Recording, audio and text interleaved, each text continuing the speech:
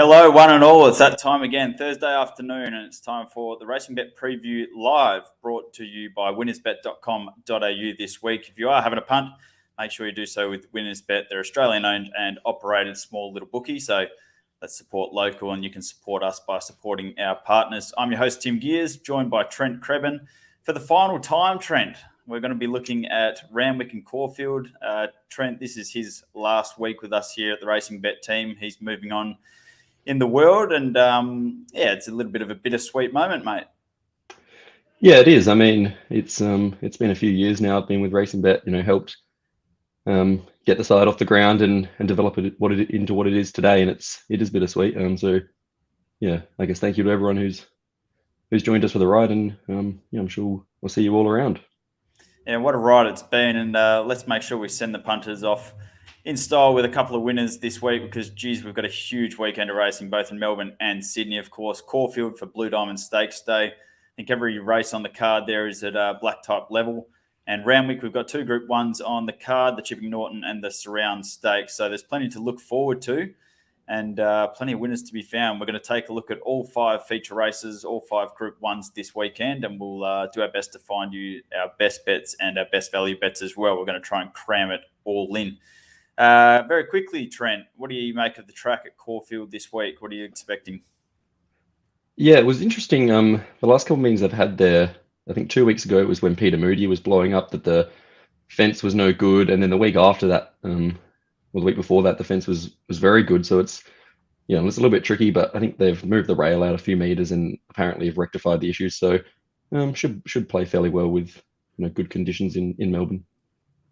And at Sydney, we'll be lucky to just be going ahead. I think there's rain predicted all week. There's plenty of rain still predicted tomorrow and for Saturday, and the track's already in the heavy 9 range, I think was the latest I saw. So depending on how much does come down, I think Navesh Ramdani, the general manager of the race courses in Sydney today, said that it's in serious jeopardy of not going ahead. So fingers crossed it does, because it's a very good day of racing, but we'll keep you posted. Trent, let's get straight into our best bet, shall we?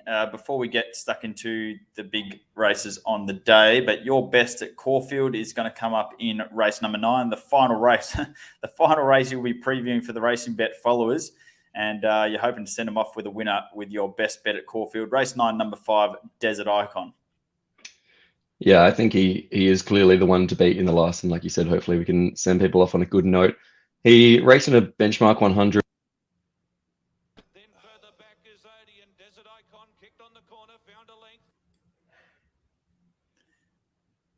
I've lost your sound, mate. I'm not sure if everyone else has lost your sound, but I've lost your sound. Try again. Still no good for me. Maybe Trent can try and rejoin the stream, and I'll play the replay over the top while he does that. This was Desert Icon saluting last start at Caulfield over 1,800 metres. He led on this occasion, and he skipped away on the turn. He bolted in by 2 3/4 lengths with Damien Thornton in the saddle, carrying 53 kilos. Rises to 55.5 this time around, stepping up to the listed grade in the Mornington Cup Prelude.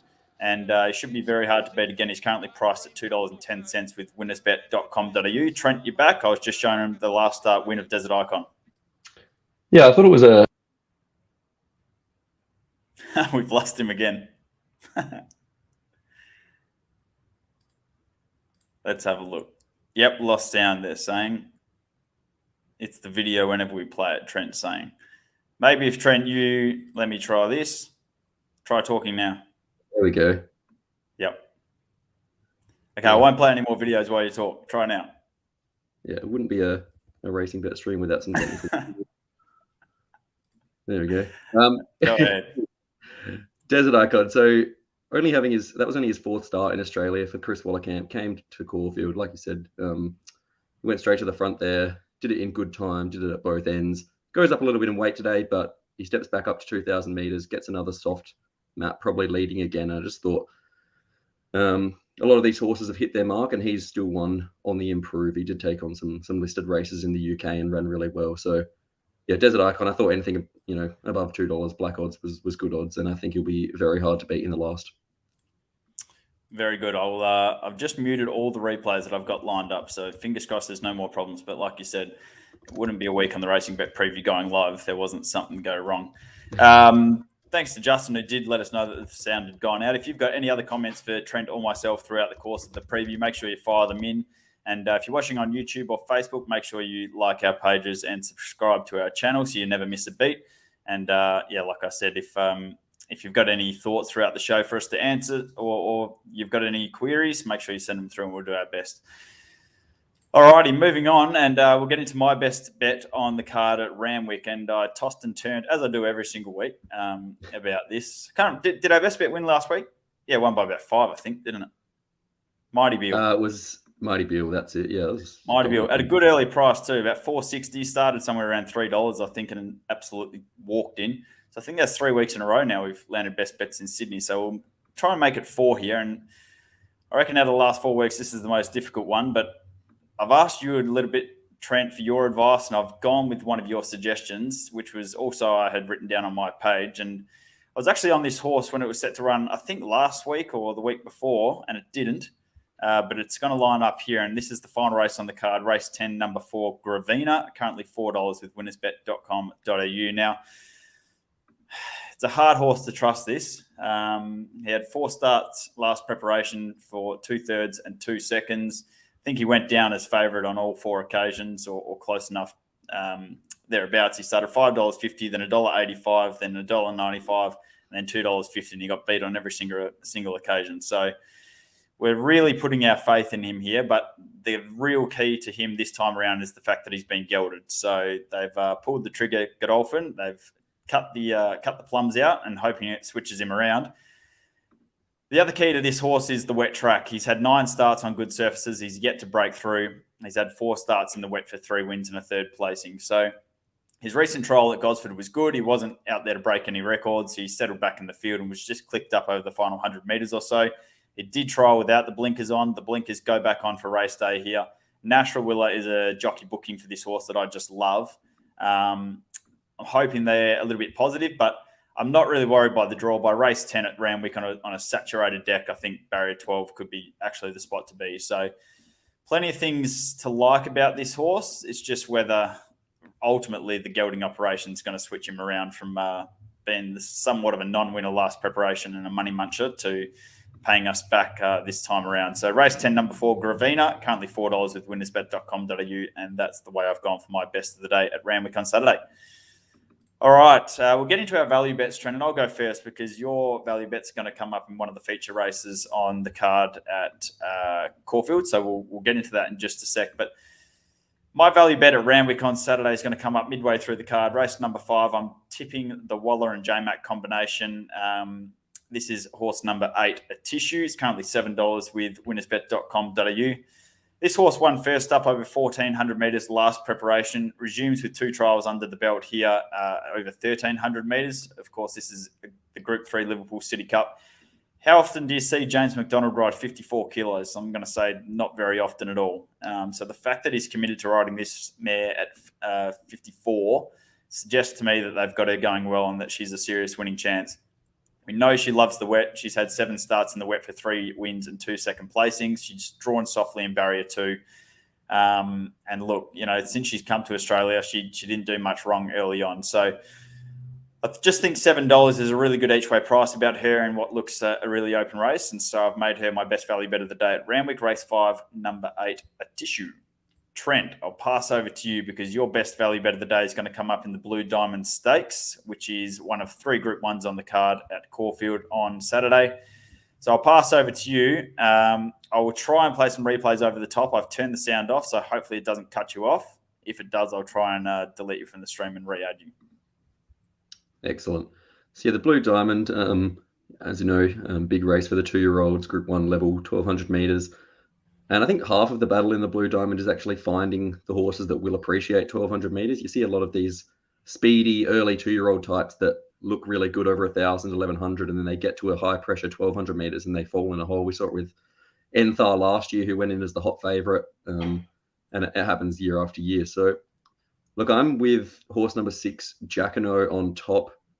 He's a little bit hard to trust, even though he's only had a couple of starts. His debut win was very good at Caulfield over the 1200. So, we know he's going to run the trip. Then he jumped out super in between runs and went to the prelude last start, and he was drawn barrier 1, had to stand in the gates for a long time, which is never ideal for a young horse.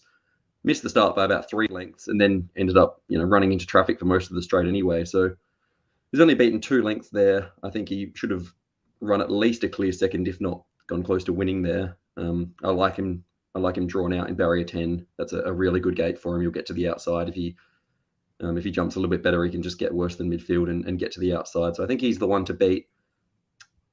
Of the others, I thought number 3, Dormier, should be closer to $8 or $9. He's about $16 to $17 at most bookies at the moment. He also comes out of the prelude behind Lofty Strike.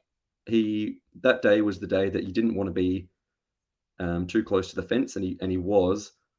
And I thought he ran well. He stuck on really well. That was at 1100. I think he's really going to appreciate 1200 meters. And he also gets the blinkers on for the first time, which is what we saw the Friedman camp do with Artorias last year as well. They put the blinkers on for the grand final, and it really sparked him up. So I think Dormier gets a really lovely map from barrier 5, blinkers on, 1200 meters. I think he's a big price. Another one that I thought you could include, he's around $21, is number 7, Rampant Lion. He ran over 1,000 meters and just went down by half a length to Dormier first up. He's another that's trialled or jumped out in between runs and looked to go really well. Gets a really good map, and he's only had 2 runs over 1,000 meters. He's by Frankel. I expect he'll get over a mile in time, and so first goal at the 1200 is definitely going to suit him. And I thought if there was to be a blowout chance of the fillies, I thought it would be number 16, Seven Sisters, another one for the Godolphin team. She kind of in her first 2 runs in maiden grade, she was on speed, and she managed to last at Geelong in January before she went to the fillies prelude, which was actually run at a slightly faster time than the boys. She ran 4th there, beaten less than 2 lengths, and her late sectionals were actually a little bit better than the winner, Revolutionary Miss, who's $6 in the field here. Seven Sisters, she's going to get back from the draw, but she's about $34. I thought that was, a big price considering how well she ran home last start. So they were the 4 for me, all at decent prices. Jacquinot, Dormier, Rampant Lion, Seven Sisters, and I think you can, back all of them, Dutch them all up accordingly to what their odds are, and I think you can get a decent result if one lobs. All right, let's move on to one of the other Group 1s on the card at Caulfield. This is the Group 1 Futurity Stakes, which actually comes up before the Blue Diamond Stakes. We've got the favourite in the form of Tefani here, which is currently around $2.60 with winnersbet.com.au. Can she make it her 5th Group 1 victory? This is her taking out the All Stakes first up. Yeah, she definitely can. She got everything in her favour in the All because Lightsaber, who I thought would lead, completely blew the start, and Mark Zahra ended up just taking it up and didn't have much pressure really. And she got away with a fairly slow tempo in front, and just nothing was close enough to run her down that was any good. So from here, I don't think she'll lead because we've got Streets of Avalon and Turath in the field. I think she'll take a sit behind them, but she typically improves with a run under her belt anyway, and to win first up at Group 1 level suggests, she's only probably going to improve off of that. Stays at 1,400 meters. That's ideal for her. I think she's probably the one to beat again. I just didn't really see any value in the price at that short quote 260. I ended up siding with horse number 3, Moanga. He's got a really strong first up record. He obviously comes down from Sydney. I think he's won 3 from 4 when first up. Last prep, he won the Group 1 Wenk Stakes, beating Very Elegant. I think that's clearly strong enough form to be very competitive here. We'll note that his trials have been poor. He's been beaten quite a long way. But you go back to his last prep, he didn't trial well either. I don't think he has the blinkers on in his trials. And it was also on a heavy track. So he gets the blinkers on and gets a firm track here. I think you can just completely forget about his trials and he'll run well. And then I think the other main winning chance, as the market suggests, is I'm Thunderstruck. Also out of the Ore. The stable have said he's completely underdone going into that. I thought he ran really well from last, basically. He'll improve again out of this into the All-Star Mile. I just wonder how far back he's going to get at 1,400 meters, and a mile at Flemington's really going to be his go. But he's definitely good enough to win at the prices. Though I was just siding with Moanga. He's 3rd favourite, and I could mark him a bit shorter than that. But wouldn't surprise me to see any of those 3 win, to be honest. All right, Trent with Moonga in the Group 1 Futurity Stakes, currently $4.80 with winnersbet.com.au. The final Group 1 at Caulfield is the Group 1 Oakley Plate. What do we do with this favourite, Marabai? You'll have to help me out there. $2.45 with Winnersbet. This was her absolutely dominating last start at the Valley. Yeah, Marabi, that's the win at the Australia Stakes Group 2 level. Look, she looks very good there, and she's looked good in all of her starts, really. She has a really good turn of foot around the 600-metre mark, and she just puts races away. I will say the form out of that race has been not very good. Sinawan was the big closer there. He failed in the Ore. There were a couple of other runners that weren't really suited at 1,200 metres, so she was perhaps a little bit flattered there. This is going to be a good test for her. She's got 54 kilos, but she's an Oakley Plate. They're never slowly run, so I'm not even sure if she's going to be able to hold the lead here from barrier 2. You've also got the likes of Malkovich with Froggy Newitt, who's a very aggressive rider, drawn just outside her. You've also got the likes of Jonker, who is a very fast horse himself. Wild Ruler's never far away. Oxley Road will come across from out wide. There's plenty of speed on. I think she's clearly the horse to beat, but I was, just happy enough to potentially bet around her here. I ended up landing on Oxley Road, number 6. More of like a 1x3 kind of bet, more on the place there. He was another one that was in that inferior ground first up at Caulfield with 59 kilos. So we had to give 5 kilos away to Marine One, who I think is a fairly handy 3-year-old. He dropped 6.5 kilos here down to 52.5. Draws out wide, but I think he can just come across and slot in behind the leaders. And I thought, the double figures and about 350 the place, you could have something on. But it'll be a good test for Marabi to see if she's right up to this Group 1 level. And it wouldn't shock me if she was. I don't think it'd shock anyone if she was. What's she aiming for? How many races in a row has she won? She's 6 from 6 in her career, so she's never been beaten. And this does look a good target for her. She also beat a couple of starts ago at Caulfield. She beat Away Game. She led at a very fast tempo. Away Game closed late to get within a length. I think she meets Away Game. What is it? 6.5 kilos worse at the weights for less than a length defeat. Now, it's not everything in a sprint. I think it was more to do with race shape that day. But yeah, like I said, it's just going to be a good test for her. And at the $2.50, it wouldn't. I don't think she's a complete moral or anything like that. So Oxley Road 1x3 for me in the Oakley Plate. You can absolutely guarantee that the Snowdens will have Wild Ruler tuned up, ready to go for this first up. No doubt in my mind, a 4-year-old stallion. That first up record, 5 starts, 3 wins, 2 second placings, another Group 1 on the CV, just enhance his value at stud. He has to carry top weight, but you can clearly see the intent for this stable having him ready to go. Yeah, and he's trialled really well as well. First one, he beat Home Nag just driven a trial. Second one was against really good company as well, and he's looked really good. Probably gets a decent run just off the pace. Yeah, like you said, that 58 kilos is not ideal for a race that's often won by those horses down in the weights. But he's hard to knock, and he's always quite consistent, especially first up. So yeah, he's another big chance again. Just wouldn't shock me if he won at all. Justin sending a comment through saying, Tim, your best value bet is a tissue, but Gannon, I think he's talking about Mick Gannon, if that's his name, who is on fire, has tipped Poetic Charmer. Do you think a Quinella is on the cards? Given Poetic Charmer is about 20-1, it'd be a pretty handy Quinella to land. Look, his last start, Poetic Charmer, was very good, but he really needs to find the right race, that horse. It's been over a year since he last won, and he finds a pretty handy field here. Quantico's no hack, certainly, although I do have some concerns on the very heavy ground. A tissue is spoken about, and then you've got Ellsberg, who's undefeated first up, and Alligator Blood first up for the Waterhouse bot team. Don't think anyone really knows what's going to happen there. So by all means, if you put something on the Quinella, Justin, and it lands, you're going to get a fairly healthy dividend. So best of luck. All right, let's move on to the Group 1s in Sydney. Trent, you've done well to take us through all 3 in Melbourne there. The first Group 1 in Sydney is the Chipping Norton Stakes. Trent's already got his runner-by-runner preview of the Blue Diamond on racingbet.com.au. I've got a runner-by-runner preview of the Chipping Norton Stakes on racingbet.com.au. Good race this, very good race, and we've got favouritism with Very Elegant after her midfield finish first up in the Apollo. What did you make of her first up run? On face value, I thought it was a little bit plain, but I guess she's coming back from a Melbourne Cup prep. And then I looked at her sectionals and I thought they were actually, not bad. So I thought it was definitely a pass mark. Yeah, I thought about the same. My first impression was slightly disappointing upon review, probably a pass mark. But I am going around her here because basically the track conditions, not that Very Elegant's a hack in the wet. She's clearly a swimmer. She goes pretty good. But I just really think this race is going to set up well for Colette. Second up, her run first up in the Apollo was good. This race was won by Think It Over, of course, who just seems to get better with age and seems to have returned in career best form, which is scary given he won how many last preparation? I think he won 4 of his 6 starts last preparation, and then he came out and did this first up.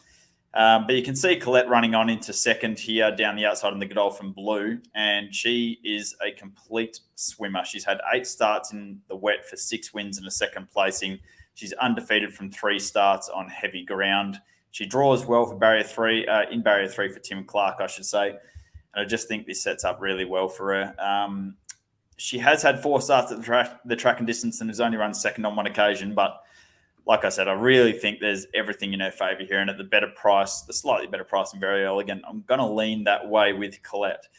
I do think the slight X factor in the race is horse number 3, Top Ranked, for Annabelle Neesham and Hugh Bowman. This horse has only had 1 start in Australia. That was in the Hunter behind Lost and Running. We saw Lost and Running come out and bolt in first up the other week. So the form there is fairly reliable. The horse has had 6 starts when first up from a spell for 5 wins and that 3rd placing in the Hunter last preparation. He's got a full preparation under his belt here with 2 trials. More times than not, these European imports improve with their second preparation in Australia. And he's so far from what we've seen, he's handled the wet. So, yeah, I thought if he was ready to go first up, he could definitely add or be the X factor in this race. And at double figure odds, I think he's around $10 with Winners Bet. I think he represents the value. So I'll be backing Colette with something smaller on Top Ranked. Like I said, Think It Over. I think he's returned in career best form. The only glaring statistic that stands out to me is his 3 starts on heavy ground for no placings. So we'll really kind of get a guide on him. With a record like that, I can't be backing him when he's around $3.80 in the market. So the track is going to be considerably wet. So I'm going to reluctantly take him on. I'm reluctantly taking on Very Elegant, who, if you are a fan of Very Elegant, all I can say is that her second up record is much better than her first up record. She's got 4 wins from 7 starts. She loves the wet, we know that, and Barrier 4 allows her to settle and get a really good run throughout here, stepping up to the mile second up. So I can't really knock her. I just thought at the prices I'd prefer to be around her. If there's going to be a complete blowout in the race, I'd include horse number 6, Stockman, in your numbers for Trifecta's first 4s.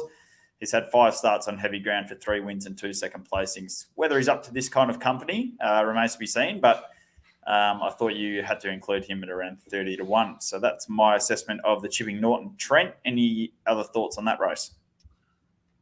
The only thing I was going to say with Top Ranked as well is that they desperately want to get him into an All-Star Mile, and I think they need a win. They need to come out all guns blazing to get a wild card into it, and I think he'd actually run a really good race there. I really liked his trial, so there's a good chance he's ready to go fresh. And Hugh Bowman's in tremendous form at the moment as well. I think he rode 4 at Newcastle today, and he's riding winners left, right, and centre. So don't be shocked to see a bit of support for him as well. All right, the second Group 1 on the card at Randwick is the Surround Stakes for the 3-year-old fillies over 1,400 metres. We get a rematch here of Espiona and Fangirl. This was them clashing first up when Fangirl, the less fancied stablemate from the Waller camp, rolled Espiona, who I think went around at $1.55 on this occasion. You can see Espiona there in the Star Thoroughbred colours, the purple with the white stars. Fangirl's in the cerise, just finding the split now and about to run over the top of her. As it stands in the market, I think we've got Espiona is about $2.20 and Fangirl is about $4.40. Trent, which way would you be going in the Surround Stakes from those two if you had to go with one? I don't know. I really don't know. Neither have really seen a heavy track. Both have kind of gone okay on soft before. It wouldn't shock me to see both of them get beaten if we do race on a heavy 10, just because we don't know how well they'll Anything handle it. can happen. Yeah, I'd probably lean to Espiona. I thought she did a little bit more work in Fangirl, got the dream run just on her back and got off it late and won. So, I'd probably lean to Espiona, and now you're getting, more of a backable price. But yeah, it's a tricky one. I wouldn't be rushing to have a bet in this, to be honest. Yeah, I'd be leaning the way of Espiona as well. The thing with that first up run is she had to do a little bit of work, potentially, but that was her first run on good ground. Her 2 wins last preparation both came on soft ground. So maybe she just likes to cut out of the ground a little bit. Maybe she's really going to appreciate the wet track here. Fangirl's also won on soft ground. So it's going to be an interesting contest, definitely, especially given they've drawn 16 and 13 or thereabouts. So I think they will fight out the finish. I think the other Waller horse, Hinged, I think can be thrown in your numbers at around 25-1. She was sound first up in the same race, getting home late. She's undefeated second up from a spell. She's won on soft and heavy ground, and she's undefeated at this distance. So whether Barrier 1's going to be the place to be at this point of the day remains to be seen. But I thought she could be included in your numbers. And if there was another one to throw in at huge odds, I'd be throwing in horse number 4, 4 Moves Ahead. She finished second last in that Lightfinger Stakes behind Fangirl and Espiona, but she really does love the wet. She's had 4 starts on good ground. She's yet to win, and all of her victories, all 3 of them, have come on rain-affected ground. So she could improve out of sight, I should say. Nashra Willer doing the riding from the wide gate. Probably expect them to go forward once again. That'll do us for the Group 1s, I think. Justin sending a comment through saying, lays of the day, guys, you're on fire with these. I think last week we laid, what was the one that I laid? One of Gerald Bryan's horses. Went around close enough to favourite, and I said lay it to place, and I think it ran last. Oh, Mr. Mosaic? Mr. Mosaic, yep, that's the one. So we had some success there. I can't remember what you laid last week, Trent. Both of my lays won. Oh, we're on fire. To be fair, they did double in price in the market, so I guess that's kind of the point of a lays. You think it's too short, and as I said, I thought they were good chances. They were just too short, and then they doubled in price and won anyway. So what can you do? What you can do is find another one. Do you have anything you're willing to lay this week? Yeah, I'm going to be. I'll go race 5, the Peter Young Stakes. I'm going to lay number 1 Cascadian as favourite. He's $2.80 at the moment. Really good run first up in the Ore, but he steps quickly to 1,800 meters, and he's going to get a really slow tempo, probably back and buried from the inside. Just don't think that's his go. Call Sign Mav will get an easy lead. It looks hard to run down. I thought Shared Ambition would improve as well. So I just thought Cascadian, while he ran really well first up, this is a really tricky race shape for him, and there's potentially he's not going to be able to sprint off that slow tempo. If I had to lay something, let me have a look. I suppose in the last you could lay how do you say it? Mautai? Mautai, yeah. Yeah, given that I'm with Gravina as my best in the last, that's probably the lay. Could you lay Think It Over, or is that too hard for you? Yeah, you could. I could lay Think It Over. Yes. Short answer, yes. It'd scare the living daylights out of me. But yes, you definitely could lay Think It Over. The other one you could lay potentially is Quantico in race number 5, the Liverpool City Cup. That's where Tissue's going around. I'm just, he's a winner, but just his record on wet grounds, not the best. That'd be enough. He's currently favourite around $3.80. So in what I consider a very open race, that I'd be taking him on definitely. So there's a couple for you. Hopefully they don't both win, Trent. All right. What else can we discuss? Well, we've had a good couple of days in the Premium Discord group. If you want more information on the Discord group and how to sign up, go to racingbet.com.au, go to the Premium Tips section.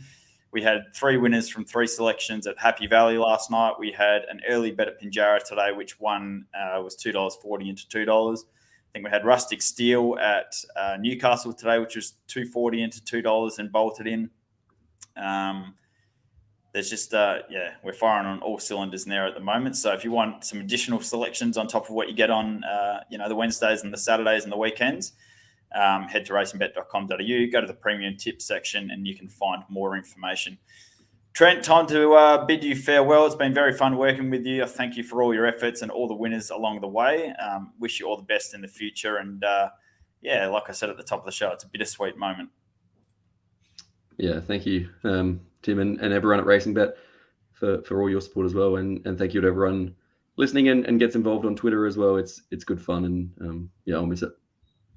All the best, mate. Thanks to Winners Bet for their support of this week's show. And we'll be back to do it all again next week, minus Trent, as we continue our march on to the Autumn Carnivals.